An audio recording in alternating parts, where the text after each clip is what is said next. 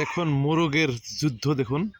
আমি এটা নিজেই ভিডিও করতেছি, হঠাৎ করে আমার চোখে পড়ে গেল, ভালো লাগলো, যার জন্য আমি এটা দেখাইতেছি। আপনারা হয়তো দেখছেন জীবনে বহুত, এটা অল্প বিকল্প ধরনের আমার চোখে লাগছে, তাই আমি এই ভিডিওটা আপনাদেরকে দেখাইতেছি।